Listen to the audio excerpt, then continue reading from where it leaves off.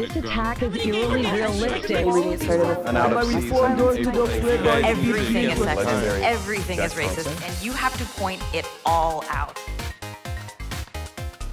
Another year has come and gone, which means another round of Geoff Keighley's Game Awards. I've been watching these ever since I was in high school and they were on Spike TV. I've got good memories of watching the VGAs, it was Video Game Awards back then, as well as stuff like the yearly E3 presentations and whatever was on G4. There was always a V thread running over on 4chan, complete with a bingo card of whatever nonsense we all expected to see. Good times all around.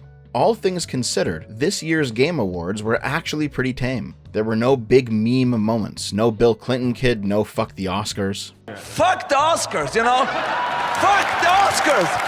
Fuck you! The games that received tons of nominations are pretty commonly agreed to be good games across the board. Hollow Knight Silksong, Donkey Kong Bonanza, and of course the sweeper, Claire Obscure Expedition 33. Now, I don't know why Geoff felt the need to turn the Game Awards trophy into a waifu this year, but alright. This doesn't mean the awards were fully uneventful though. There's a few mini topics I want to briefly cover. Most of these aren't actually worth a deep dive on their own, but hey, I've still got something to say about them, so let's go. One thing I noticed is that sex appeal is back in a big way. Take for example the Tomb Raider games. When the mainline Tomb Raider games consisted of that soft reboot series from the 2010s, one of the complaints that some people had was that Lara Croft wasn't hot anymore. Now personally, I don't know what they're talking about. I found Lara Croft to be plenty attractive in those games. There are many examples of characters being made less attractive in future games versus the previous ones. Spider-Man 2 and Suicide Squad both come to mind. But Tomb Raider? Nah, dude. There's a reason I keep seeing this specific Lara Croft model ending up in various 3D Blender porns. She's still pretty hot. Though I think what people were actually pissed about was that they made her tits smaller. Back during the PlayStation 1 times, Lara Croft, as well as Tifa from Final Fantasy VII, were kind of the poster woman for large video game breasts. They were the go-tos. And I think gamers just didn't appreciate that in Lara Croft's case, they made them smaller, even if she's still really good looking. So, when the trailer for Tomb Raider Legacy of Atlantis dropped, the one thing that I saw a bunch of people online mention was that Lara's tits are back! Anti-woke is winning, guys! No more feminist puritans telling us the male gaze is problematic! And on some level, yeah, that's true. Gaming does seem to finally be moving out of the trend it's been stuck in for nearly a decade now, where having attractive women on screen is viewed by some activists as too heteronormative. It turns out that straight men are a market. They will pay you money for the games they want, and those games usually include attractive women. Of course, there can be overcorrection on this point. We've already seen it start. Games like Brown Dust 2 or The First Descendant are utterly soulless slop piles that get by only because they have hot girls in them. They have shit gameplay, shit story, microtransactions up the ass, but you've seen at least some of the anti-woke crowd praise them, like they're the second coming of Christ or something, just because there's cute girls. At the end of the day, you do actually need the game to be good, you know? Those idiots who say that games begin and end with attractive characters and the story just doesn't matter are actually as bad as the idiots who say that they have a moral impetus to make characters ugly in order to not pander to the male gaze or something. Both of these types of people are corrosive to the games industry, as they both interfere with the creation of quality products. But the Tomb Raider games are generally pretty good, so the quality front is already covered, and gamers seem to be pretty happy about her updated look. Some of the wokesters aren't, like this chick, who said she just looks like an anti-woke edit. And yeah, she kinda does. But listen, I'm just gonna be direct with you, lady. When the characters were less attractive, at least to straight male sensibilities, you were out here saying, oh, this is just how a woman looks. This is normal. What's wrong? Never seen a woman before? This isn't political at all. And you know what? I agree. The old design was not political, and the new design isn't political either. I've seen women in real life who look like 2010's Lara Croft, and I've also seen women in real life who look like the new Lara Croft. She's attractive, but she does look like a real woman. Haven't you seen a woman before? Of course, it turns out that people like this are okay with hot woman characters, as long as they're hot queer women, and not made for the enjoyment of a male audience. But in reality, it's actually okay to make things that cater to the male gaze, just as it's actually okay to make things that cater to other people too. The market is big enough for all of it. Of course, the retarded takes aren't only coming from progressive woke types. You've also got idiots out here saying that this new Lara Croft looks like a woman's head on a man's body. Bro, do you even fucking hear yourself right now? Not good enough. This current version is like a censored or toned down version from when this whole woke mess started. Lara Croft is too old and plain. Gotta look like this or better. Okay, dude, like, yeah, this AI art of a hyper-sexy Lara Croft is indeed hyper-sexy, but she's never looked like this across any of the games. You're literally out here saying it's not good enough that they made Lara Croft into an actual hottie again. She has to be an AI sex bot. This is fucking unhinged. But okay, at least the wokeoids crying about the male gaze and the gooners crying that she's not hot enough, they might be retarded, but at least they're honest about what they believe. The worst people of all during this little mini discourse were the grifters, the people who simply said whatever it was that made their audience happy and made that engagement number go up. And who's the most griftiest of all in the culture war? It's our pal Grums again. Now, I spoke about this guy quite a bit during the last Stellar Blade video, and this time he's up to the same fucking nonsense. The Legacy of Atlantis trailer was leaked a day early. When Grums got a hold of it, his immediate reaction was, "What did they do to Tomb Raider?" Implying that this was going to be yet another woke nightmare remake train that he could ride to a blip of relevancy once again. Like every other culture war topic he's a tourist in. But once it became obvious that gamers overwhelmingly liked Lara Croft's new look, and it was the woke types who were mad about it, Grums immediately changed his tune. One day later, "I can't believe wokies are mad they made Lara Croft look feminine. They really did want to make her AAA ugly. My brother in Christ, it's the same fucking Lara as one day ago. What changed? Did you need to test the waters to see which engagement farm was better for your metrics? And you listen here, Hassan. You're no better, you tanky fuck. Stay out of this." Okay, let's talk about the sweeper, Expedition 33. I think everybody knew that this game was a shoo-in for Game of the Year. Kinda like how everybody knew that Baldur's Gate was a shoo-in a few years ago. In both cases, they were up against other truly excellent games that, in any other year, would have won in their own right, like Hollow Knight Silksong and Zelda Tears of the Kingdom, respectively. But throughout this entire year, there was this feeling of inevitability. Like, yep, these guys nailed it, they're gonna win. Ultimately, Expedition 33 won like a dozen awards, the most for any game in the history of the show, and it really is an indie success story. The director was working at Ubisoft when he came up with the idea, and he decided to go it alone after getting tired of working on slop. He learned a lot about game design from YouTube videos. He hired one of his main voice actresses on Reddit and a composer on SoundCloud. One guy on the team was a Devil May Cry speedrunner, and they reportedly pulled off the whole thing on a budget of around $10 million. What this shows is that a good idea, as well as passion for your project, can really go a long way sometimes. It's kinda wild how the script has flipped on the game over time. For a while there, a few of the anti-woke losers were actually trying to claim that Expedition 33 was going to be a woke flop. The developers were bracing for impact, all this shit. The allegation that Expedition 33 was an unwoke game. This was a completely based, DEI-free product that had nothing to do with wokeness whatsoever, and without even playing it for myself, without even knowing anything about the plot or the characters or the setting, like, I can tell you that that's not true. Was created with respect and tolerance by teams and partners from diverse backgrounds, cultures, and perspectives. The exact same message you would get at the beginning of the original Assassin's Creed, the most woke video game IP ever made. And this seems to be the trend now, is every single time one of these new Western like video games come out, they do this thing where they try and gaslight people that like, oh, this game isn't woke, it's the most base thing ever, and then they make it woke for the sequel. I want to do a full-on Expedition 33 video at some point, so I'm not going to belabor this for too long, but it really was a great game. It deserved the accolades it got, and the weirdest people have come crawling out of the woodwork with the weirdest fucking takes on it. You know how a game's fanbase can become extremely annoying once it reaches the too popular event horizon? Expedition 33 is one of the few examples of the inverse of that effect, where the game's haters have become exponentially more insufferable as the game's popularity has grown. Like, check this out. Hot take. No game deserves to win 11 awards. No game. It's unfair for any game to win 11 awards. Just imagine if one movie won half of all the Oscars. I don't care how good E33 is. It could be the best game to ever exist, but it shouldn't win 11 fucking awards. Now, of course, multiple films have in fact won 11 Oscars. But nonetheless, this is fucking cope.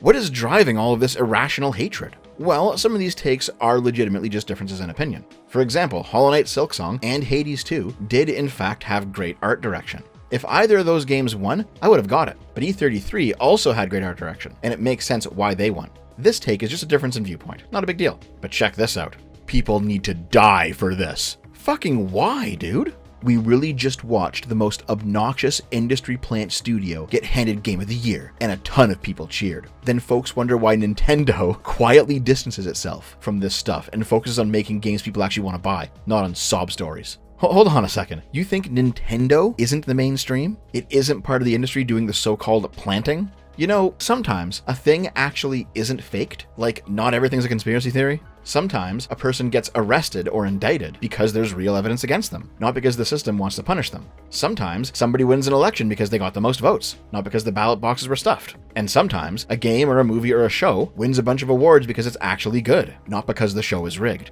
Not everything in life is a conspiracy theory. And if you default to thinking it's a conspiracy theory every time you lose, you have some serious mental problems. Once again though, the ridiculous cope is flowing in both directions. Severus Chud, one of the many culture war accounts that I spoke about in my recent Twitter location video, decided to also be a tourist and chime in on this whole thing.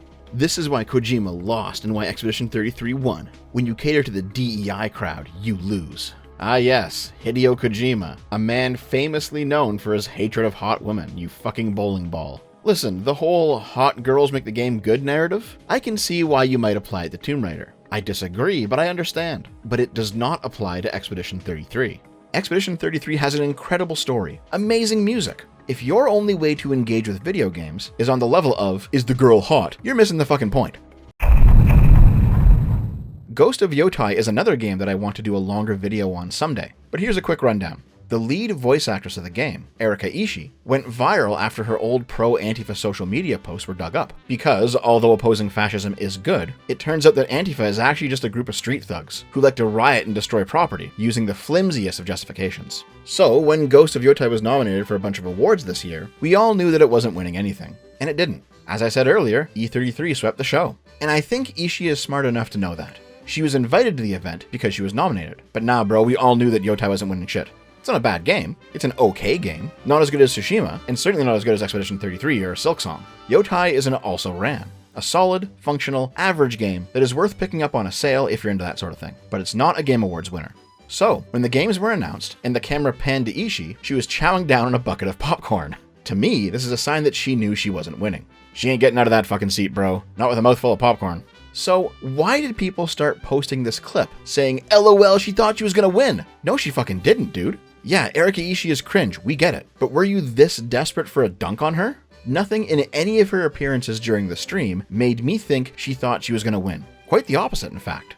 Ghost of Yotei gets 7 nominations, wins nothing at the Game Awards. Antifa supporting lead actor surprised while looking like a Disney villain that she lost. Bro, I know you went for this screen cap, because we both know if you actually presented the clip of her doing this isn't her looking surprised that she lost. This is her looking surprised at the cast of the Street Fighter movie making an appearance. And Dimian, why are you fucking lying? Listen, there is good reasons to criticize Ishii, but the culture warriors are out here trying to manufacture a viral moment that just didn't exist. They have this narrative in their heads of what Ishii must have been thinking during this time, that she has this huge ego, that she inevitably expects to win the award, and then her world is just shattered when she loses. But none of that's actually there in the stream. Oh, she's so embarrassed, she thought she was gonna win. You're just making this shit up in your head, bro. If you actually watched the Game Awards, it's pretty obvious she was just there for fun. She didn't expect to win anything. She was just happy to be nominated, which by the way, is a completely normal reaction. And these retards tried and failed to make it into a thing. Now listen, you want to make photoshops and mock her and troll around on the internet? You do you. But don't pretend that Ishii was actually behaving in some unhinged or deranged manner during the show, because she wasn't. You're just making shit up because you don't like her. It's not that deep.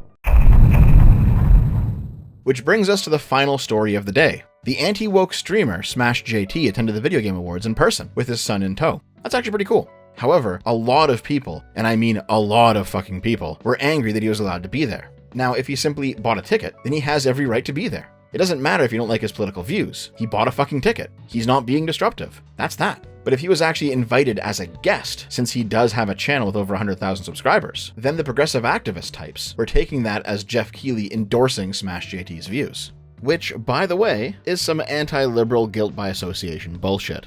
There is no expectation that you are co-signing every single one of a public figure's unrelated views, simply because you invite them to an industry event. But nonetheless, let's talk about it. What are Smash JT's views politically? Well, you should ask him that before you ask me. But in my view, I think he's a disaffected liberal type, a la Tim Pool or Sargon. He probably sided with the mainstream left wing on common sense things 20 years ago, against the religious right, like free speech and colorblind meritocracy. But as the progressives pushed further and further, they abandoned those liberal principles, trading free speech for censorship, colorblind equality for identity politics, and as a result, he was left behind by the left. When Trump came along in 2016, he was funny, he was snarky, he was challenging the old Republican establishment, and as a result, a lot of those disaffected liberals got swept up in the MAGA wave and have since become Trump supporters. Even if these people aren't exactly educated on politics, or they don't pay attention to the day-to-day events surrounding actual policy, their view is that Trump is funny and based, while Democrats are stuffy and socialist, and so they go where the entertainment is. This is my impression of Smash JT's political views, and although I disagree with this, I think I understand it pretty well. Smash JT is also highly critical of progressivism within the games industry, which has its good and bad side. It's completely reasonable to complain when a game sacrifices quality in order to push a real-world political message. It's completely unreasonable to say that a game is bad simply because it has prominent black characters, or strong women or gay people or something. Both of these criticisms are contained underneath the woke umbrella, but only one of them is actually bad. Personally, I think Smash is nuanced enough to understand the difference, but a lot of the activists within games journalism are not, which is a big part of why they really didn't like him being there. Of course, Smash also has that ongoing lawsuit against that woman who broke the Sweet Baby Inc. story, Alyssa Mercante, and she had this to say about it. "I'm very tired of this man injecting himself into every corner of my life. He mentioned going to the Game Awards the day after I started posting about tickets on Blue Sky, where he ceaselessly monitors me. This is my career, and for him it's all internet clout. I'm tired." Oh shit, dude. Was she actually there too? Did they have like an IRL interaction or something? "Thank you to everyone who reached out. I was at a watch party with normal people, but it made me very uneasy and anxious that the man who has digitally stalked, harassed, and threatened me for nearly 2 years was in the room at the TGAs. Incredibly concerning yet laughably pathetic behavior. I hope everyone he's attacked, called slurs, and accused of illegal acts who was in the room last night is okay. Geoff Keighley should protect his peers." Hold on a second, you weren't even fucking there? You were watching the stream with friends IRL? Bro, Smash JT didn't even appear on screen during the event. If you sat down and watched the entire stream without the knowledge of him being there, you would never have known. Like, hold on, is that him there? I don't fucking know. Is this what you're scared of, Alyssa? How is it possible that Smash JT simply existing at a public event made you very uneasy and anxious, even though you didn't actually attend it? What are you so worried about here? That he's growing his career? How is it laughably pathetic that he's participating in an industry that you're both a part of? In any case, as you'd expect, the woke game journal clique rallied around Alyssa Mercante and started acting unhinged about all of this. People were talking about wanting to confront him IRL, talking about wanting to attack him, tagging Geoff Keighley and wanting something done about it, saying his ongoing lawsuit made him ineligible to attend, even though Alyssa wasn't even fucking there, saying his criticism of the industry, or the people present, should have barred him from the event. Like, to me, this is pretty fucking nuts, man. Does making clickbaity videos, talking about some journalist crash out or something, warrant this level of IRL response? I don't think so. Maybe I'm missing something, but this sounds unhinged. The one valid critique of Smash in here are the few people who pointed out that Smash regularly rejects and denigrates the mainstream of the industry, especially when it came to Stuttering Craig's Real Game Awards show, only for him to turn around and hop aboard the mainstream train now that he's been invited onto it. Fair enough. But man, to act like somehow this dude's presence was threatening is insane. Of course, Smash JT farmed the responses he got for clout, but just as there's clout to be gained off of trolling, there is also clout to be gained off of getting trolled, as Alyssa Mercante also did her share of farming too. This is a much wider discussion, not really suitable for a video like this, but fuck it. I think it's important to realize that when a public figure gets trolled, both the troller and the trollee stand to benefit in some capacity. Here's what I mean. Check out this recent clip from one of Hassan Piker's IRL streams. Yeah. Please, I don't have my phone with me. Can we just do screen photo? Here. Yeah. Right. Hey, free Kaya. Free Kaya. Jesus, I'll tell you what, the power of social media. Nuts. I'm a bit blown away that people are coming out to say hello to you. Well, it's great, like, it's deadly, you know, it's brilliant. Part of the world it happens. Yeah, that's a guy coming up, getting his picture with Hassan, and saying free Kaya, the dog that he shock collared, while holding up a shock collar meme. This is Hassan getting trolled on his own stream. If you look at his face, it's clearly very uncomfortable for him. He basically has to just shut up and take it, because the old boomer normie he's walking with doesn't understand the interaction that just happened. He actually thinks it was a fan saying something positive, which is pretty fucking funny. However, in some ways, this interaction also benefits Hassan, even if it's unpleasant in the moment. This means more people are tuning in, more eyeballs are on Hassan Piker. It might hurt him in the long run, but his victimization in the eyes of his supporters is an immediate boost. It gives his supporters something to latch onto, to say their favorite streamer is being unfairly treated by haters and needs support. Now, as far as I know, Smash JT did nothing like this to anybody at the Game Awards who hated him. There was no confrontation or whatever. The reason the Blue Sky posters lost their mind at him being there isn't solely because they were angry at it. They were, for sure, but they also benefit from him being there, because there's clout to be gained in being the victim. There is clout in getting trolled. That's why Alyssa was literally shaking, despite not even fucking being there herself, because it gives her another moment in the spotlight. Social media has become this parasitic dance, where both the troll and the triggered reap rewards, where the troll laughs at the triggered for losing frame and taking an optics L, while the triggered plays up their own victimization and gains sympathy points. And at the end of the day, everyone gets something out of it. Now, I'm not making the claim that influencers just manufacture these conflicts all the time. Some of them do. Boogie comes to mind as an obvious example. But in my opinion, most of these conflicts are genuine. What's actually happening here is, this sort of drama slop is just profitable to everyone, on all sides. So acting in your own immediate self-interest requires that you maximize whatever opportunities come along.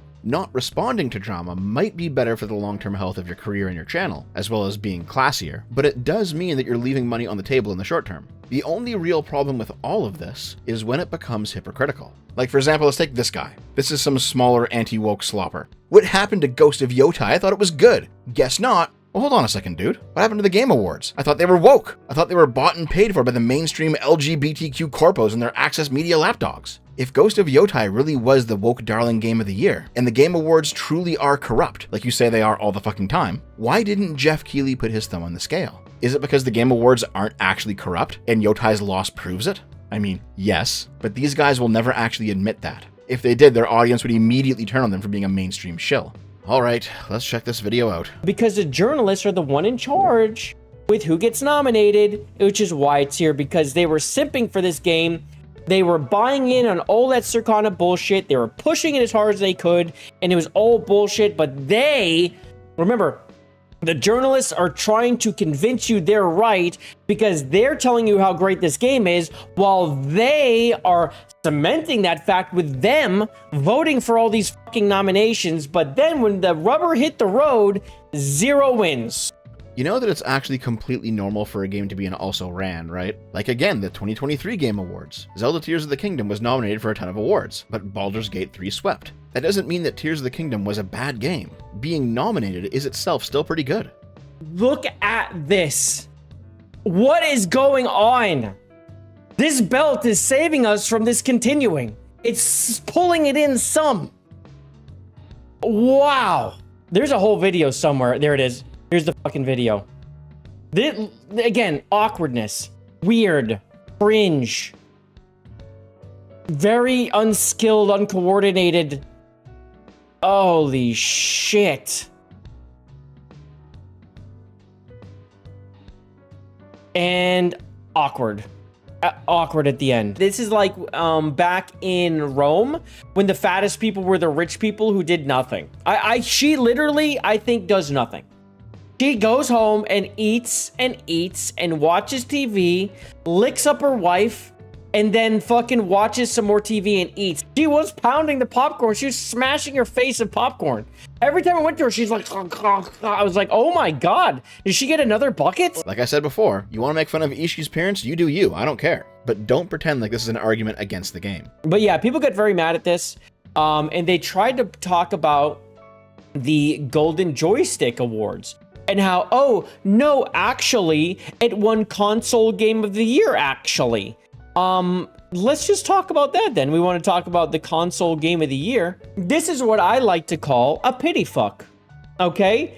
They gave it something because they knew it was not getting shit at the Game Awards. They're like, we have to give it to Yotei. We have to give it to Yotei. We'll give it to Yotei because it's not winning at the Game Awards. So again, 0 awards,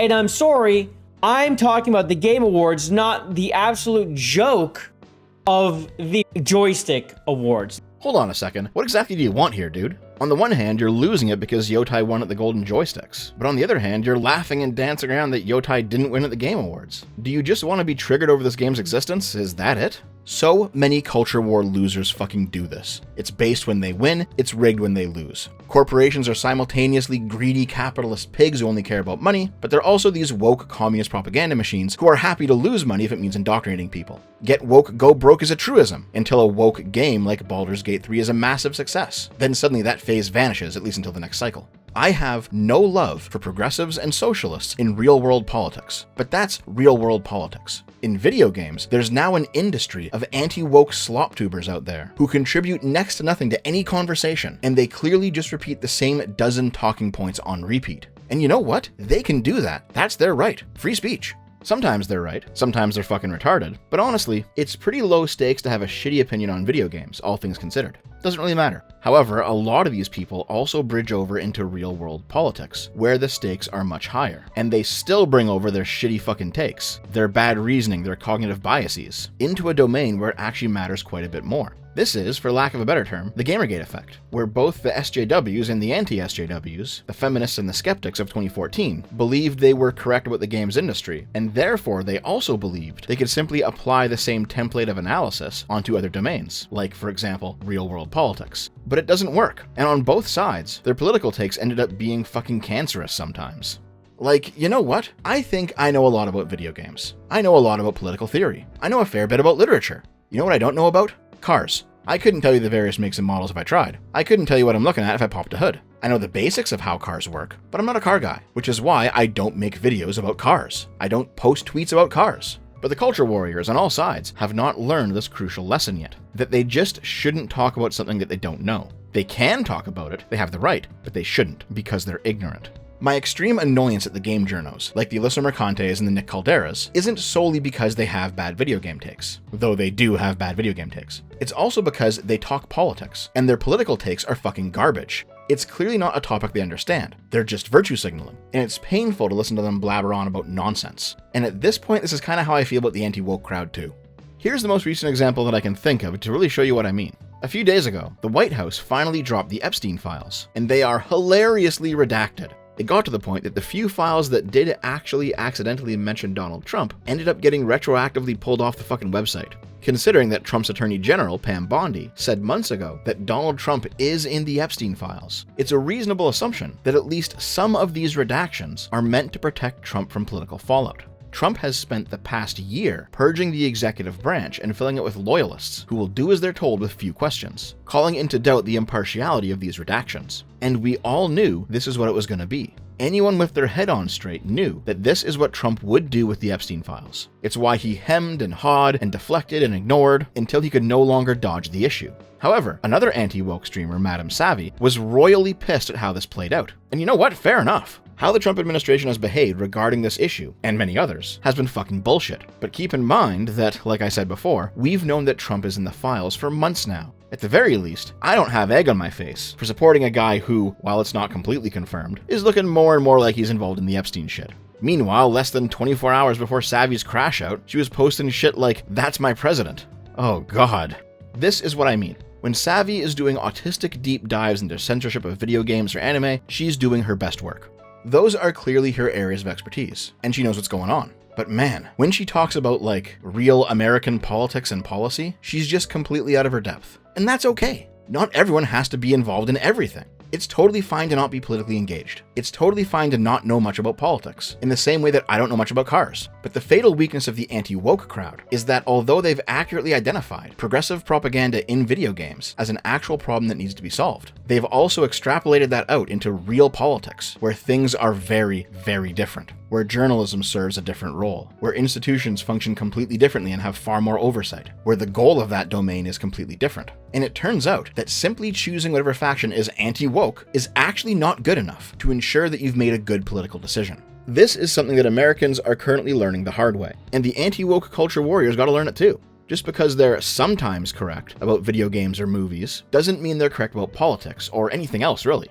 They can be, but there's no correlation here. We've gone pretty far off topic at this point. What I'm really getting at here is that the anti-woke mindset, much like the woke mindset, has begun to fail to accurately explain the real world. This is what happens when an ideology may have functioned somewhat during a previous paradigm, but it no longer does, because times have changed. Feminists blaming everything on the patriarchy, socialists blaming everything on capitalism, white nationalists blaming everything on the Jews, they were all more incorrect than correct. And as time marches forward, they become even more incorrect, because the real world political situation is changing. And while the Game Awards is way lower stakes than real politics, the same type of thing is happening here.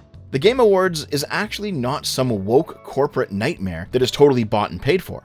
If that were true, Smash JT wouldn't have been allowed in the door, and Ghost of Yotei would have won everything. Therefore, there's only 3 possible responses that the anti-woke crowd can have to their point of view failing to predict this outcome. Either 1, Smash JT and Expedition 33 are actually woke, Smash is part of the corporate access media, and E33 is a woke game. A few of them tried this angle, but it's not really convincing.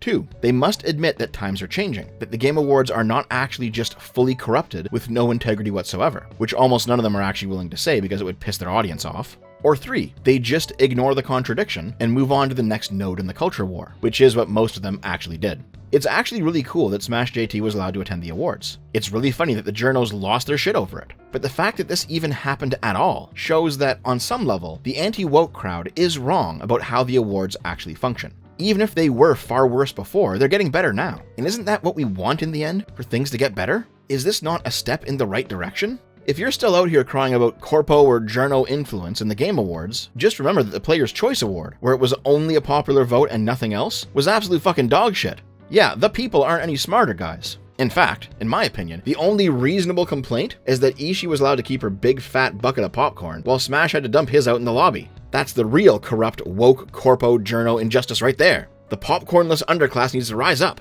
Everyone should have equal opportunity to stuff their face on camera.